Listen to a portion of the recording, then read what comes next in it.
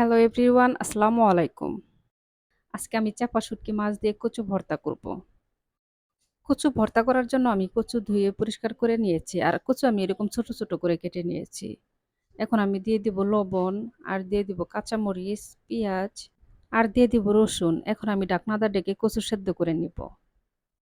কচু আমি অল্প করে নিয়েছি, বেশি কচু নেই নাই, যে ভর্তা করব অল্প কচুই ভর্তা ভালো লাগে।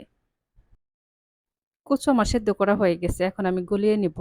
ভর্তার কচু তাই আমি একদম গলিয়ে ফেলবো না। এই কচু গলা চুলকায় না। এই কচু আমি আগে রান্না করছি কিন্তু গলা চুলকায় নাই। কিন্তু কচুর নিচে যে পানিগুলা থাকে সেই পানি কিন্তু রাখা যাবে না। একদম শুকিয়ে ফেলতে হবে।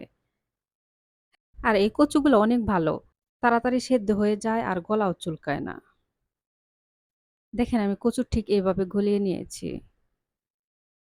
আমি চাপা শুটকি মাছ দিয়ে কচু ভর্তা করব, তাই এখন চাপা শুটকি মাছ পরিষ্কার করে নিব। হালকা কুসুম গরম পানি দিয়ে আমি চাপা শুটকি মাছ পরিষ্কার করে নিব। হালকা গরম পানি দিয়ে চাপা শুটকি মাছ পরিষ্কার করলে দেখবেন যে ভিতরে যে ময়লাগুলো আছে সেগুলা বের হয়ে যাবে। এখন আমি সামান্য একটু তেলের মধ্যে শুকনা মরিচ ভেজে নেব। আর ২ টা চাপা শুটকি মাছ যে আমি ধুয়ে পরিষ্কার করে নিয়েছি সেটাই তেলের মধ্যে ভেজে নেব।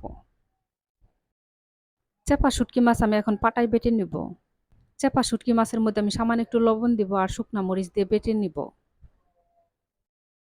যারা এরকম করে চাপা শুটকি মাছ দিয়ে কচু ভর্তা করে খান নাই তারা একবার খেয়ে দেখবেন, দেখবেন কত মজা লাগে।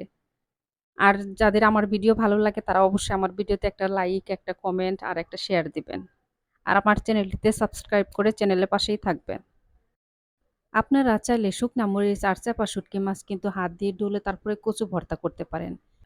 কিন্তু চাপা শুটকি মাছের মধ্যে কাটা, কাটা থাকে সেটা পাটায় বেটে নিলে একদম খুব ভালো হয় আর ভর্তা খেতেও বেশি ভালো লাগে। এখন আমি কচু ভর্তা চাপা শুটকির সাথে মিশিয়ে নিব।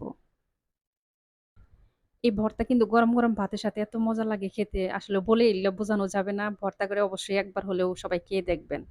সবাই ভালো থাকবেন, সুস্থ থাকবেন। আল্লাহ হাফেজ।